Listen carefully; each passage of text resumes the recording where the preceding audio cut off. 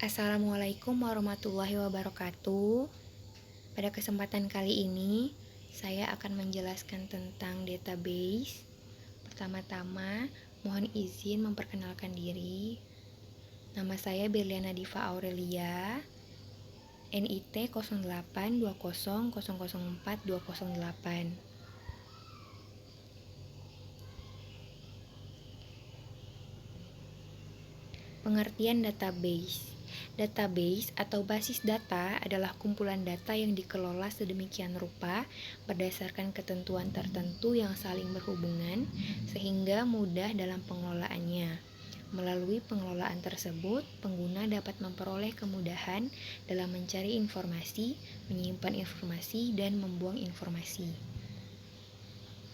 Kemudian, database menurut para ahli. Yang pertama, database menurut Date, yaitu sebagai tempat sekumpulan berkas dan juga terkomputerisasi. Yang kedua, database menurut SAT, sebuah koleksi data-data yang saling berinteraksi yang ada dalam suatu organisasi atau enterprise dengan macam-macam penggunaan. Yang ketiga, ada database menurut Chow, yaitu kumpulan informasi yang bermanfaat yang diorganisasikan dalam tata cara yang khusus sehingga dapat digunakan untuk berbagai kebutuhan suatu organisasi. Yang keempat, ada database menurut Connelly dan Beck, yaitu sebuah kumpulan data yang secara logis terkait dan dirancang untuk memenuhi suatu kebutuhan informasi dari sebuah organisasi. Kemudian, fungsi database.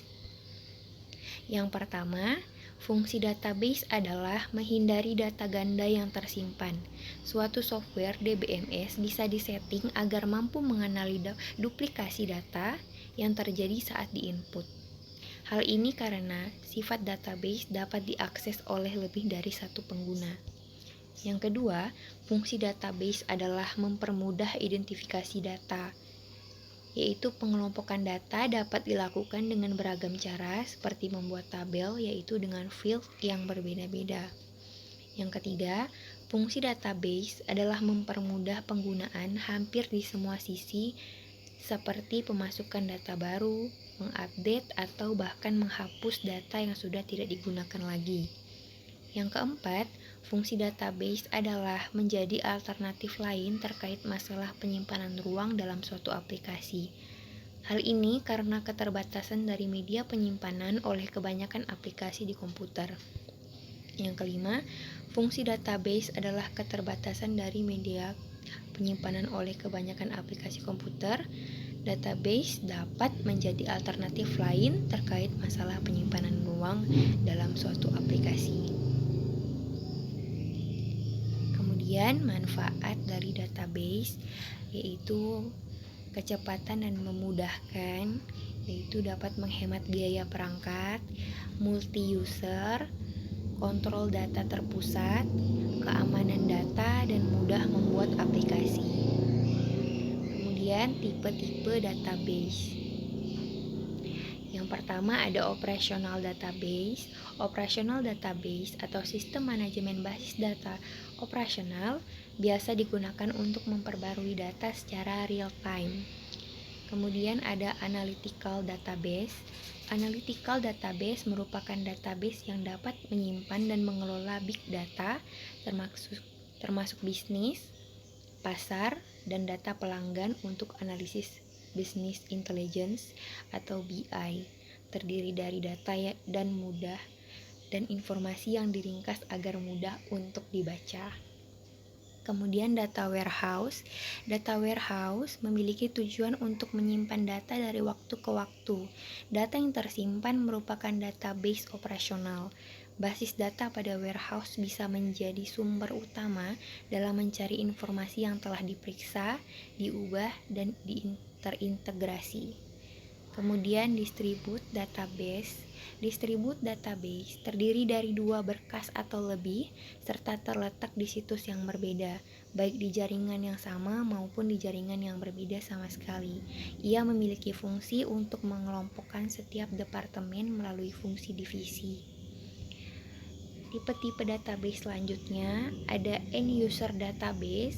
End user database merupakan basis data yang dikembangkan oleh end user itu sendiri melalui workstation mereka. Berbagai jenis berkas data dibuat sendiri dengan menggunakan prosedur tersendiri.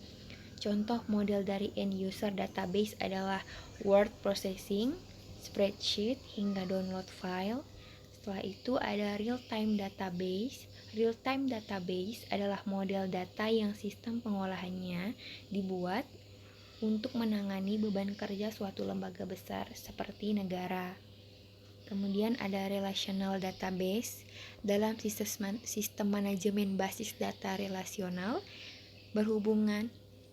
Hubungan setiap data memiliki sifat yang relasional serta tersimpan dalam bentuk kolom dan baris. Kolom dihasilkan dari tabel yang memiliki atribut dan baris dalam tabel mewakili catatan. Setiap bidang dalam tabel juga mewakili nilai data. Kemudian ada external database. External database adalah basis data yang menyediakan akses untuk pihak eksternal, seperti sebuah layanan komersial yang memiliki feedback berupa biaya untuk mengakses sebuah produk jasa. Akses tersebut bertujuan untuk memberikan penghargaan kepada sumber informasi karena telah membuat informasi penting bagi end user.